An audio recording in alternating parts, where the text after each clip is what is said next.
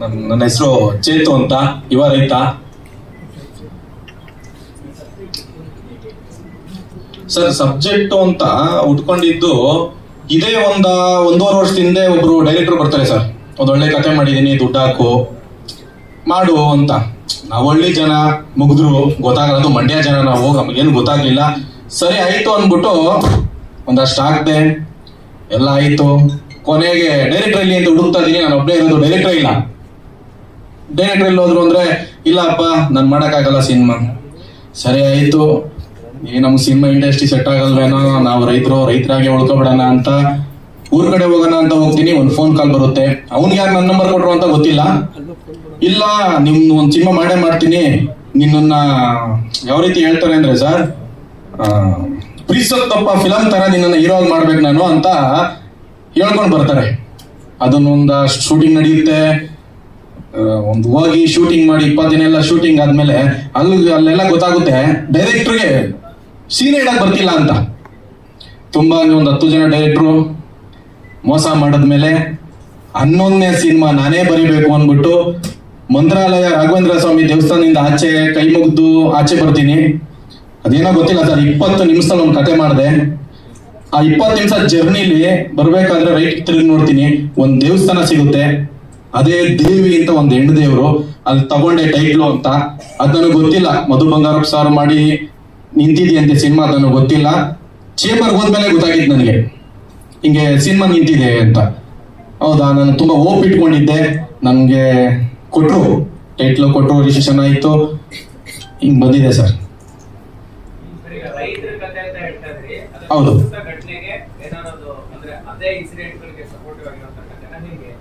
Sir, ಹೌದು sir. ಇವತ್ತು ಜೀವನ ಹೆಂಗ್ ನಡೀತಿದೆ, ಯಾವ ತರ ನಡೀತಿದೆ, ರೈತರು ಯಾವ ತರ ಹಳ್ಳಿಲಿ ಕಷ್ಟ ಪಡ್ತಿದ್ದಾರೆ, ಅದು ಸಿಟಿ ಜನಕ್ಕೆ ಗೊತ್ತಿಲ್ಲ. ಅದೇ ತರ ಕಷ್ಟ ಬಿದ್ದು ಅಲ್ಲೊಂದು ವ್ಯವಸಾಯ ಮಾಡಕ್ ಹೋಗಿ ಲಾಸ್ ಆಗಿ ಹುಡುಗ ಬೆಂಗಳೂರಿಗೆ ಬಂದು ಇಲ್ಲೇನೋ ಒಂದು ಮಾಡ್ತೀನಿ ಅಂತ ಹೋದಾಗ ರೌಡಿಸಮ್ ಎಂಟ್ರಿ ಕೊಡ್ತಾನೆ ಸರ್. ಆ ತರ ಇದೆ.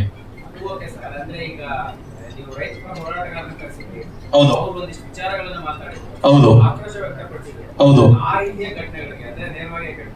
ಓಕೆ, ಇಲ್ಲ ಸರ್, ಆ ತರ ಏನಿಲ್ಲ.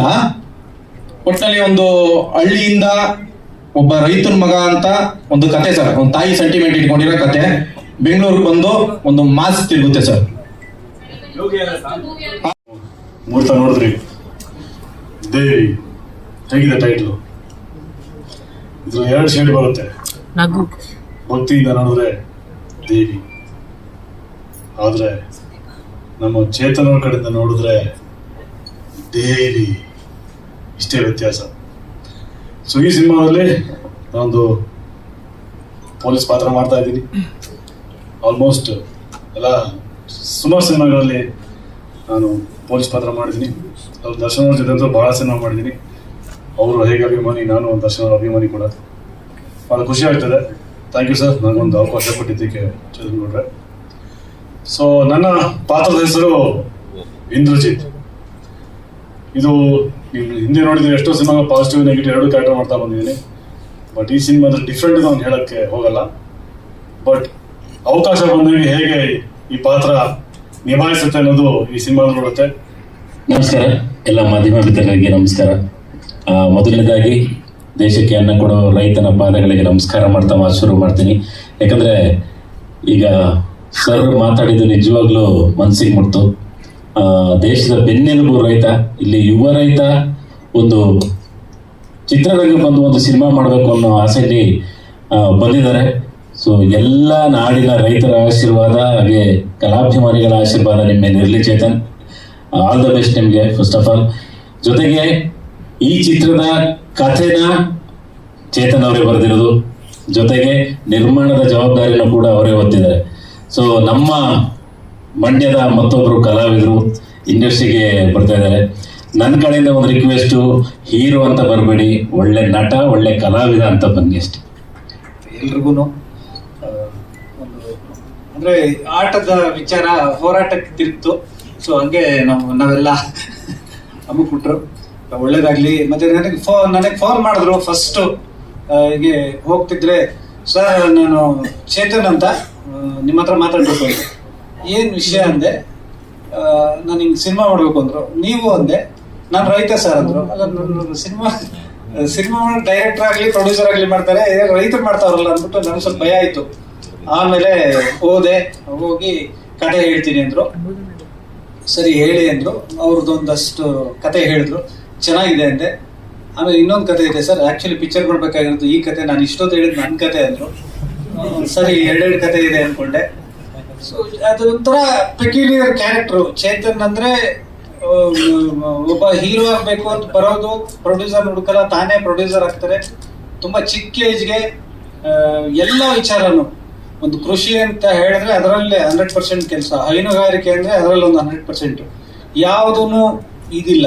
ಒಂದು ಪರ್ಕೆ ತಗೊಂಡು ಸಗಣಿ ಗುಡಿಸ್ಕೊಂಡು ಆ ಪರ್ಕೆ ಈ ಕಡೆ ಬಿಸಾಕಿ ಈ ಕಡೆ ನಮ್ಮ ಪ್ರವೀಣ್ ಜೊತೆ ನಿಂತ್ಕೊಂಡು ಇಟ್ಟರು ಕೊಡೋದು. ಮಾರುತಿ ವ್ಯಾನ್ ನಿಂತಿರುತ್ತೆ, ಈ ಕಡೆ ರೇಂಜ್ ರೋವರ್ ನಿಂತಿರುತ್ತೆ, ಅದರಲ್ಲಿ ಕಸ ಇದು ಹುಲ್ಲು ತಗೊಂಡು ಹೋಗೋ ರೆಡಿ, ಈ ಕಡೆ ರೇಂಜ್ ರೋವರ್ ಅಲ್ಲಿ ಅವ್ರ ತಾಯಿನ ಕರ್ಕೊಂಡ್ಬಂದು ಬಿಡೋದು.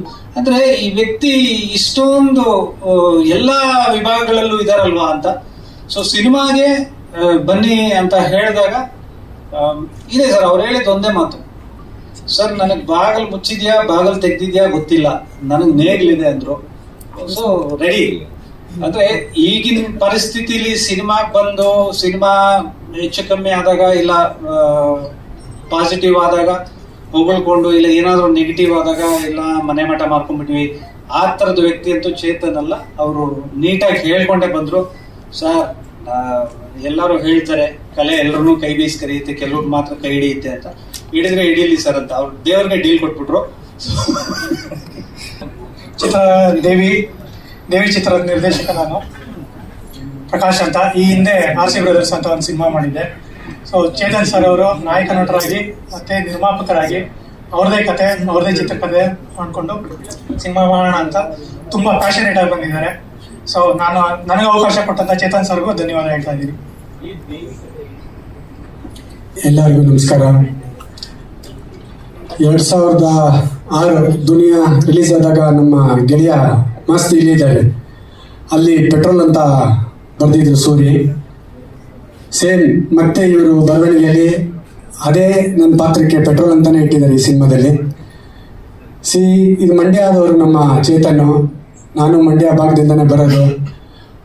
ನಾವು ರೈತರಾಗಿ, ಅವರೊಬ್ಬ ರೈತರಾಗಿ ಅನ್ನೋದಕ್ಕಿಂತ ಹೆಚ್ಚಾಗಿ ನಾವು ಹೈನುಗಾರಿಕೆ ಮಾಡ್ಕೊಂಡು ಬೆಳೆದು ಬಂದಿದ್ದು ಬೆಂಗಳೂರಲ್ಲಿ.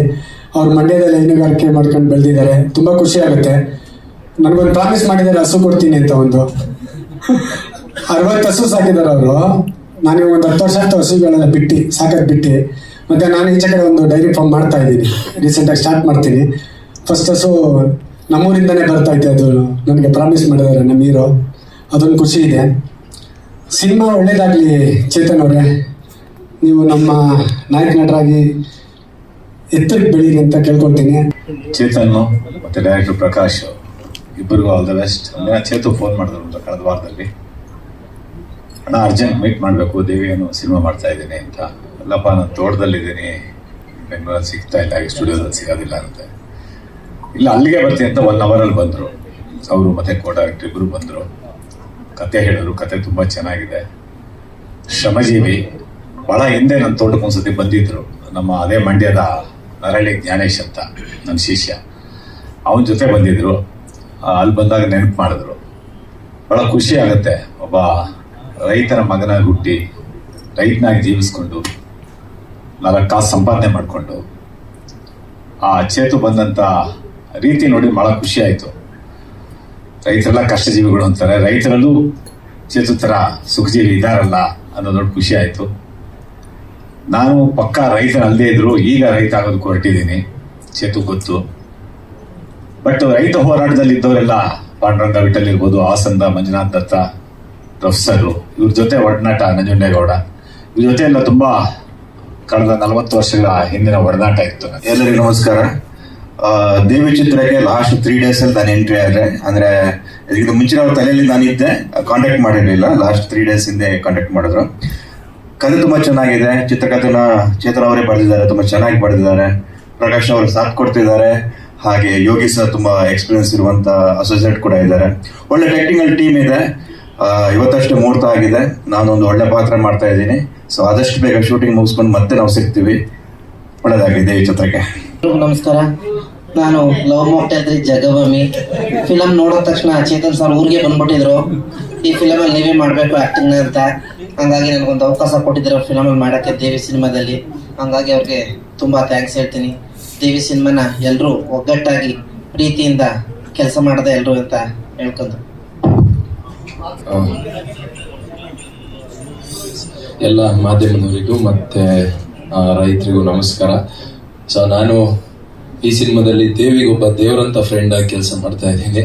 ಸೊ ಇದರಲ್ಲಿ ತುಪ್ಪದಲ್ಲೂ ಇರ್ತೀನಿ, ಹಾಲು ತುಪ್ಪದಲ್ಲೂ ಇರ್ತೀನಿ.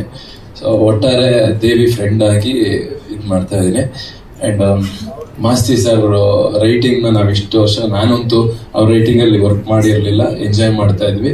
ಇವತ್ತು ಅವ್ರ ರೈಟಿಂಗನ್ನ ನಾವು ಡೆಲಿವರಿ ಮಾಡೋದು ನಮ್ದು ಒಂದು ಕನಸು, ಸಿನಿಮಾದಲ್ಲಿ ಇವ್ರ ಜೊತೆ ಕೆಲಸ ಮಾಡಬೇಕು, ಈ ಟೆಕ್ನಿಷಿಯನ್ಸ್ ಜೊತೆ ಅಂತ. ಸೊ ನಮ್ದೊಂದು ಕನಸು ಸರ್ ನಿಮ್ಮ ಜೊತೆ ಕೆಲಸ ಮಾಡೋದು. ನಿಮ್ಮ ರೈಟಿಂಗನ್ನು ಯಾವಾಗ ಹೇಳ್ತೀವಿ ಅನ್ನೋಷ್ಟು ಎಕ್ಸೈಟ್ಮೆಂಟ್ ಇದೆ ಲೈಫಲ್ಲಿ. And thank you. ಆ್ಯಂಡ್ ರೈತರು ಸರ್, ನಾನು ಅದನ್ನೇ ಸರ್ ಹತ್ರ ಮಾತಾಡ್ತಾ ಇದ್ದೆ, ಯಾರು ಏನು ಬೇಕಾದ್ರೂ ಆಗ್ಬೋದು, ಬಟ್ ರೈತ ಆಗೋಕ್ಕೆ ಒಂದು ಗುಂಡಿಗೆ ಬೇಕು. ಇವಾಗ ರೈತರಿದ್ರೇನೆ ನಾವೆಲ್ಲ. ಸರ್ ನನಗೇನಾದ್ರೂ ಒಂದು ಸ್ವಲ್ಪ ಬಂಡ ಧೈರ್ಯ ಇದ್ರೆ ನಂಗೆ ಈ ಕೆಲಸ ಬರುತ್ತೆ ಅಂತಲ್ಲ, ನನಗೆ ರೈತರ ಕೆಲಸ ಬರುತ್ತೆ ಅಂತ.